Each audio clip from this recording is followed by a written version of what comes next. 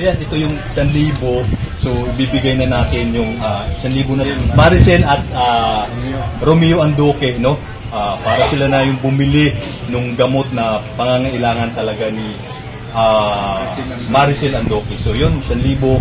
Ito, yung 1,000 na pambili nyo ng gamot na binigay ni Sir Ruel Lipat at ng buong team Lipat. At saka kay Ma'am Percy, maraming salamat. Okay? Hello po mga kaibigan, mga kababayan, kamusta po kayong lahat? Ito po ang inyong abang lingkod na si Ruel Lipat. Tayo po ay may panibagong video post ngayon. Ito po ay tungkol kay Marcel na isa pong ginang na stroke. Siya po ay lumapit kay Delio TV at umakyat po sila sa aking live. Ito po ang panawagan nila nung siya po ay na-scout ni Delio TV. Pakinggan po muna natin, tapos balik po tayo. Sir Romeo Andoque, nagpapatulong sana ako, Sir Roel, ng pambili ng gamot sa misis ko.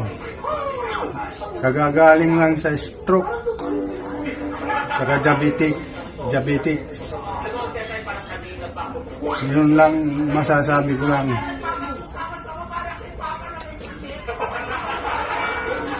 Pagtulong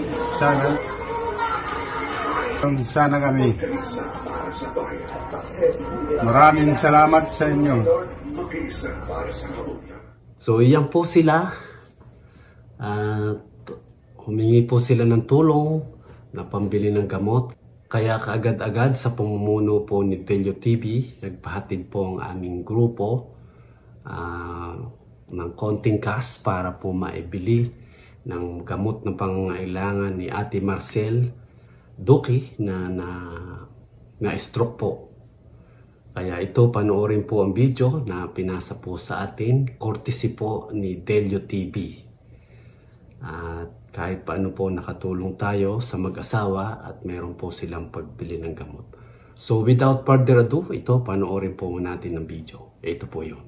Okay, ngayon nandito na tayo sa bahay ni Romeo Andoque. Isa rin sa humingi ng tulong kay Sir Ruel Lipat at sa buong team.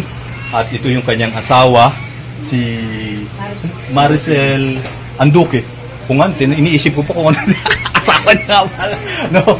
So yan po yung na mild stroke na humingi ng tulong kay Sir Ruel at sa buong team, no? Na kung pwedeng makahingi ng pambili ng gamot.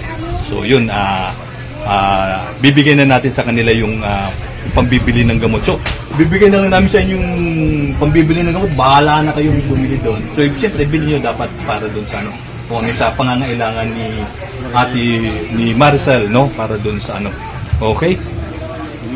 Hindi ba naririnig yung Okay na. So, ayan, ito yung 1,000. So, bibigay na natin yung 1,000 na Maricel at Romeo Andoque, no?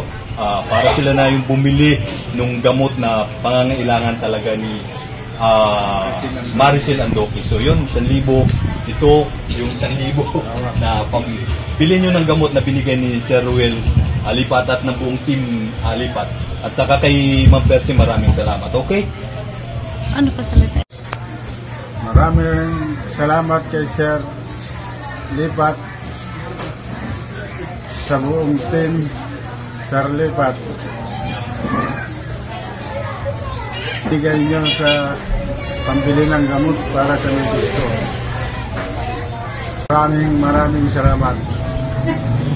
Ngayon, nabigay na natin kay Nanay Maricel yung pinabigay ni Sir Ruel Lipat, no? Pambili ng gamot para sa kanya asawa, kay Sir Romeo Andoque. So, maraming pong salamat kay Sir Ruel Lipat, kay Ma'am Luz Lipat, at sa buong team, kay Sir Jeroy, maraming pong salamat po sa inyo. At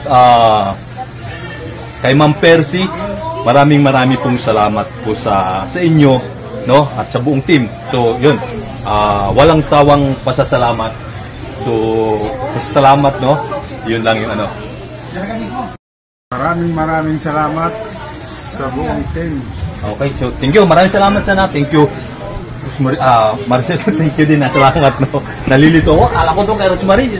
Dami-dami kasi kaya medyo nagkakahalo-halo yung nasa utak ko eh. Marcel pala. Nasasabi kong Rosemary kasi galing tayo galing kami kay Rosemary, binigay din namin yung bigas para sa padagdag doon sa tindahan nila. Tapos doon kay Nanay Janita, kaya medyo maglalamang ang Okay bolo. lang yun. So, ayun, kayo nang bahala dyan kasi mas alam niyo kung ano yung gamot na kailangan na para kay Maricel. So, kayo nang bahala. Okay, thank you. Salamat po sa Thank inyo. you. Salamat. So yan, nakita niyo po, inihatid po ni Delio TV yung 1,000 pesos na nalikom po ng aming team upang sa ganon si Ate Marcel ay makabili po ng kanyang gamot para po sa kanyang naging karamdaman na stroke po siya at saka may diabetes. Kaya yun, inihatid po ni Delio TV cash, kaya tulong na cash para po kay Ate Marcel. At kahit paano tayo po'y nakatulong sa mag-asawang ito na gipit sa kanila pong mga pangangailangan. Yan. Maraming salamat po sa inyong panunood. Sana tuloy-tuloy po inyong suporta sa aming grupo. Paki-like and share nyo po sa inyong community. Naman po yung pagpapala ng Panginoong Diyos ay sumainyong lahat. Lagi nyo pong tatandaan, God loves you and Jesus died for your sin. See you soon. Bye-bye.